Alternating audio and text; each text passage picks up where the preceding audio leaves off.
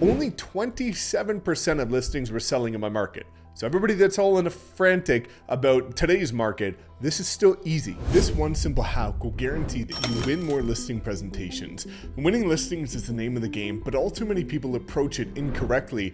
And just by making this one simple change, you are almost guaranteed to see a massive increase in the amount of listings that you win over other agents. When I was a brand new agent, I can't even recall a single listing that I ever lost to a more experienced agent with a bigger budget, bigger database, bigger influence, because of this one simple thing. And honestly, it's so easy, but I'm going to unpack a number of things that you need to do in order to apply it properly. So let's dive into one thing that you can do going forward in order to start winning a ton of more listings. What's up, guys? My name is Mike Sherrard with eXp Realty. I train thousands of agents every day to scale their business the modern way, leveraging social media. And previously, I was a top producer for multiple years at my past brokerage locally here, and won listings over more experienced agents constantly. I even won as a brand new agent a $4 million listing over an agent that has been the go-to luxury agent in that very specific community for like the last 10 years. And I was brand new just by applying this one simple thing. So let's just get straight to it, which is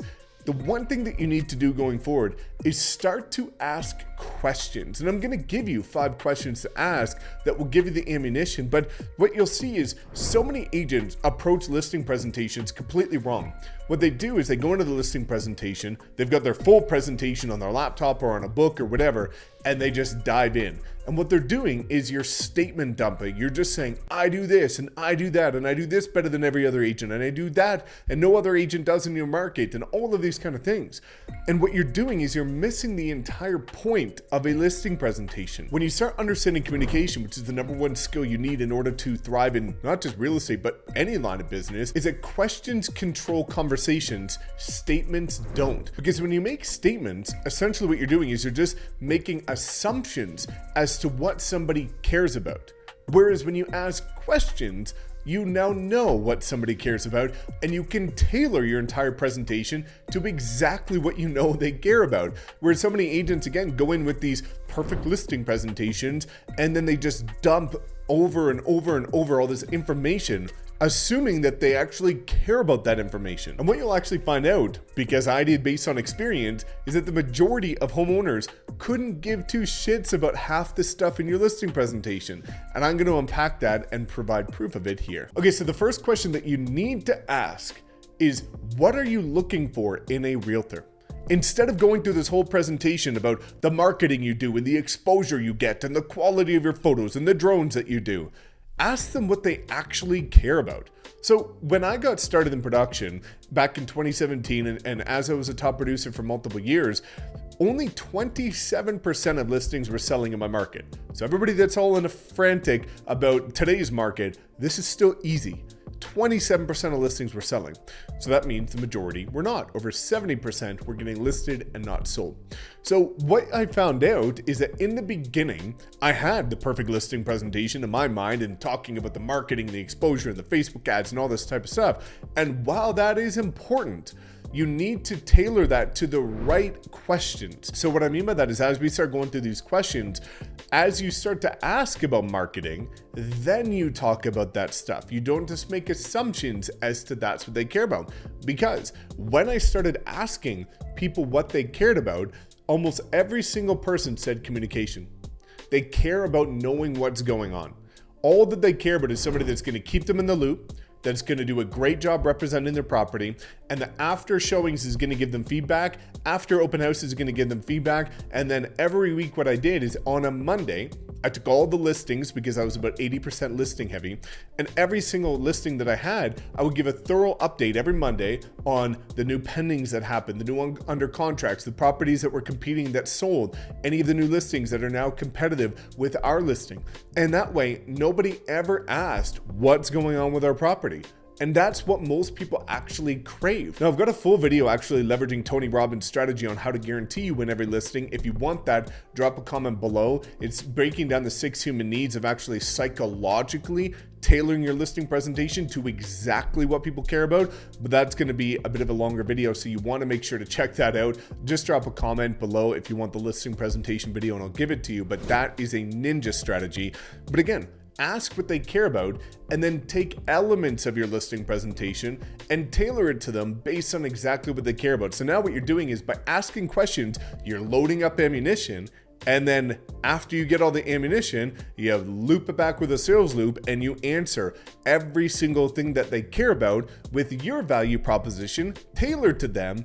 And it's like, how can they not work with you if you just found out everything that they care about? You know, give them everything that they care about because you know it. But the only way to know that is to ask that very first question, which is, what are you looking for in a realtor? Now, the second one is kind of similar, but a little bit different, especially when it comes to terminated, expired, or properties that went off the market. And that question is, if you worked with a realtor in the past, what did you not like and what did you like about the experience working with them, and why did you decide not to work with them again? Now, this is going to be really great for ammunition because typically what you'll find is you will find that they weren't good at communication, they weren't good at marketing, they didn't keep people in the loop, they didn't do open houses, and you again are going to find out all the things that they hate. And then that way you can tailor your value proposition and how you approach that listing based on making sure you don't fall into any of those traps of the things that the past agents have done wrong. So this is a really great way to, now you first found out what they're looking for. The second thing is you're finding out what you need to avoid, and that's going to give you a ton of information so that you can over deliver on value in that presentation and win the listing. Now, the third and fourth thing are going to be in contrast to each other. The third thing is going to be, what is your ideal outcome? And now you're able to set benchmarks and say, okay, my ideal outcome is to be out of the house and sell it within this amount of days with this list to sales price. And that is going to be my ideal outcome with these possession dates. And that's what I would love. Well, now you've got a goal. And when you have a goal, you can lean into number 4, which is, what is a worst case scenario? And when you identify the goal and then the worst case scenario, you've got a ceiling and a floor. And now what can happen is when you understand what the worst case scenario is, because now what you're going to do is you're going to take your listing presentation and tailor it to what is going to make sure you will never, or they will never, have that worst case scenario, and that you're only going to have the best case scenario. And if not, if something goes sideways, you now know how to mitigate that because you know what is going to happen when things hit the fan if it doesn't go as planned. You know the ideal outcome. So in the middle is where you might fall. Well, if you know where you might fall, you now know where they stand on either side and the biggest extremes, and you're able to now tailor your experience to make sure you don't go below the floor. You hopefully hit the ceiling, but if you don't, you now understand how they're going to feel if you land in the middle. And that way you clear the air before things happen so nothing unexpected happens, and that's going to allow you to yet again over deliver. And number 5 is a really cool thing, which is a bit of a left field question, which is, what is your favorite part about living in this home? Now, this is going to be a bit of a quirky one, and people are going to say, well, why do I ask that? And what happens is you will never understand what it's like to live in that house just by doing a 1-hour tour of it during the pre-listing presentation walkthrough, right? You'll never get an understanding of that. There's going to be times where people are like, when I sit on this specific part of the balcony as the sun rises, it's a view like you've never seen before. Or during this time of the day, you're able to see the mountains on a crystal clear day. Or this is one part of the house that is just exceeding my expectations and I never thought I would use because I thought it would be useless, but it became our favorite part of the house. That is the ninja stuff that you're able to include into the listing description and the video that you should be doing for the property to paint a picture of what it's like to actually live there. Because where a lot of agents go wrong is they write this listing description just based on assumption.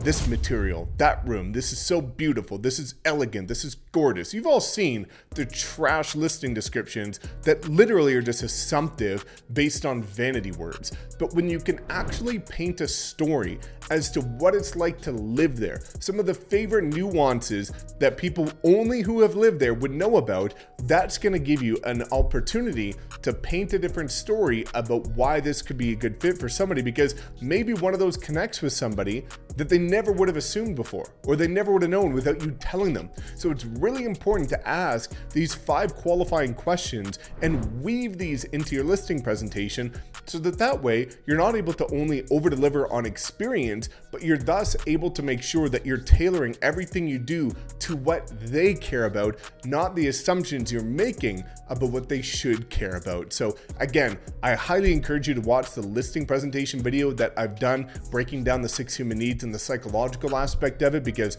these two videos in parallel will truly set you apart from any other agent. Just drop a comment if you want that. But again, if you have any other questions, let me know below. Otherwise, please make sure to smash the subscribe button. I have a ton of people that watch my videos but aren't subscribed, and that really helps me out to my business to continue to put out great content for you. So I've helped thousands of agents scale their business with this content, and if you want me to continue, that's all that I'm asking for. And again, we'll see you in the next video.